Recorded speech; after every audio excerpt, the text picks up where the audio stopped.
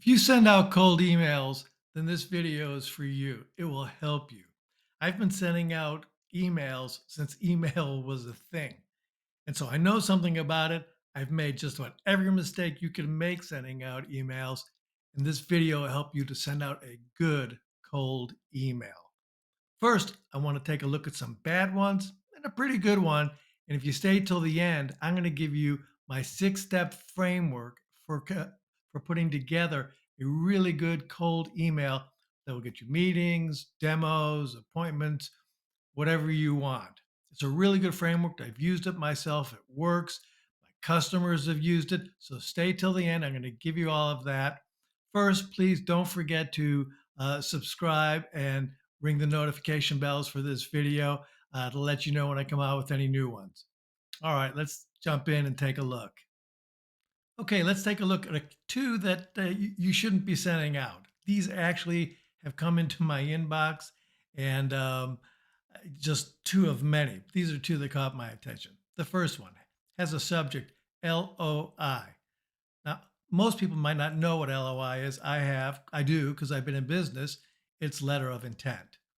Okay, hello, Louis. We have 100 million in equity to purchase home and commercial services business that have revenues of 8 million and 20 employees. These people don't know me. I don't have 20 employees. I'm a solopreneur. I run my business now by myself. They did no research. They have no ideas who I am, and they use lingo that may not be familiar to me. It's a horrible email to send to anybody. Here's another one. And I know you wouldn't do this, but look what it come in. Subject, quick chat. Hello, Tabitha. Who's Tabitha? They didn't even do research on my name or they weren't paying attention. And this is another one. This is a follow up on my last message. I don't even remember getting a message from them. So this is a horrible email to do and signed by I'm a spammer, which I kind of think they are. All right, let's take a quick look at a better email. Now, this email came in to me regarding my YouTube channel. I'm trying to grow my YouTube channel. You may be watching this on YouTube. And if you are, you want to get as much, you want to SEO your YouTube videos just like you would SEO your website. So this person out there found my channel, looked at some of my videos, and wrote to me. And it said, YouTube channel growth discussion. Hi there. Hope all is well with you. Recently, I visited your YouTube channel and watched the latest video. Your video is so good, but the problem is you don't have complete your channel and video SEO. So the English is not great, but I don't care. This person did some research. They said they kind of tell me that they know me, which you'll see is one of the elements that we're going to cover. And they actually back it up with proof. They include a screenshot here of my channel, a low SEO score, something that they say they can improve. So this is a decent email. And as a matter of fact, I replied to this person and said, hey, tell me how much it costs. Maybe we can do some business. Because I don't have time to learn everything about SEO. And if he can help me grow the channel, that's great. So let's talk about what a really good email looks like. Good cold email. In my mind, in my emails, they have 6 components. The first is the subject line, the hook.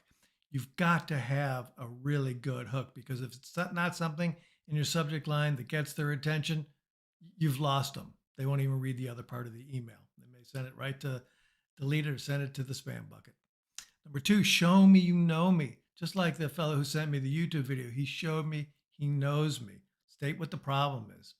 He introduced himself. I'm not sure he did, but you should. Just one sentence. It's all you need just to let them know who you are, who's sending this. How you fix their pain is number 4.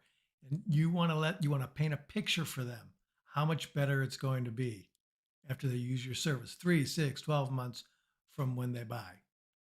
Number 5, tell them how you've helped others, establish credibility. And number 6, a call to value, CTV.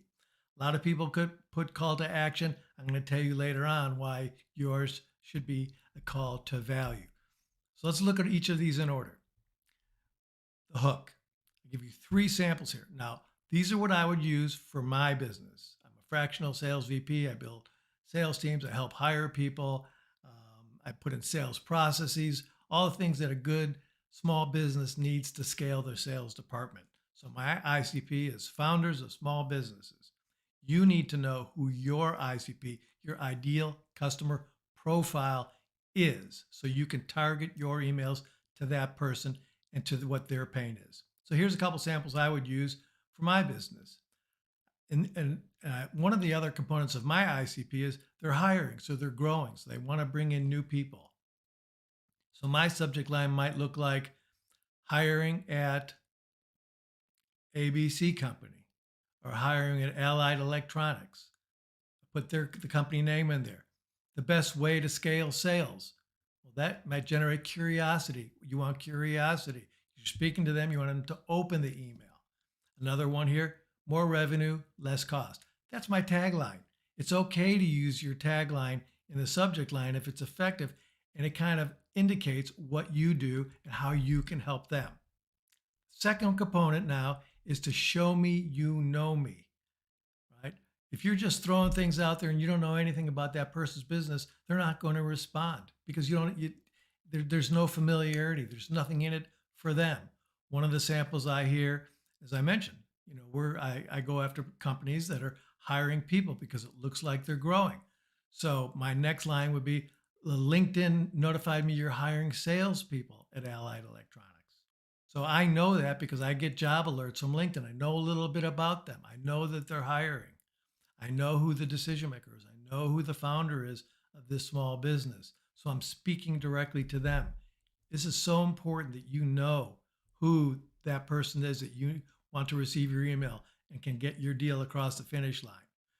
Now you just introduce yourself. It's a one-liner. It's all you need to do is just let them know who you are. I'm Louis Bernstein, and I help founders of small businesses grow. You know, I'm Jane Smith, and I help accounting departments get their statements out in half the time. Whatever the value proposition is, put in yours.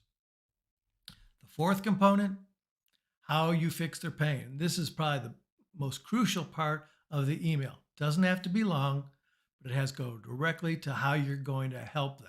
As I mentioned, after reading this, you need to paint that picture of how much better off they're going to be 3, 6, 12 months from now. So I might put in something. My system gives you an onboarding process to get sales reps more productive more quickly, or put processes in place so there's no chaos as you grow. Small business has a lot of chaos because there's just not a lot of people and everybody's doing everything. So whatever it is, how you fix that issue for them. Maybe no one has time to get out statements in an accounting company and you're selling accounting software.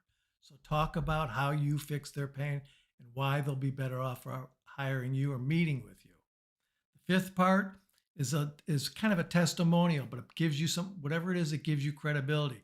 You don't want to put a testimonial in your email because it'll be too long, but you can reference how you've helped others. For example, what I would put in here is, we've helped other small businesses like Company A, Company B, Company C achieve their revenue goals without breaking the bank. Small businesses don't have a lot of cash, right? But they do need to grow. So my service ties back to the hook, more revenue, less cost. Put your value proposition in there and who you've helped. Like I say, it doesn't need to be long. Just name drop a couple companies who are willing to back you up if they do a reference check. It's really important. You have some credibility. The final component is the call to value. As I mentioned, a lot of people will say, you always want to have a call to action. Call to action is good. You want them to take action, whether it's schedule a meeting, call you, book a meeting on your Calendly link, whatever it is. But I believe it needs to be a call to value. There has to be something in it for them when they call you. You just don't want them to read your email and go, that's good. And he wants me to do this, but I don't know why I should do it. So it's got to be set up so that you want to put some value in there. For instance, so back to my business, it would say, if you want to look at scaling in a structured way, please reach out. If you want to see how we can produce your statements in half the time, pick a time and let's have a discussion. Whatever it is. This one I like. To discuss growing how this effective system can work for you, suggest a few dates and times and I'll grab one. Let them pick the date and time and you'll show them you're flexible. I really like that line. I use it all the time. So these are the six components that if you put into your email, your cold email, you should have really good success. There's so many spam filters out there that are tough to get by. So you have to be even better at writing your emails. So I hope this video has helped you put together your cold email, kind of giving you an idea of what not to do, what you should do. And I really hope it brings you much success. Once again, if you haven't already, please subscribe and like this video if you found it valuable. Thank you again, and I appreciate your watching.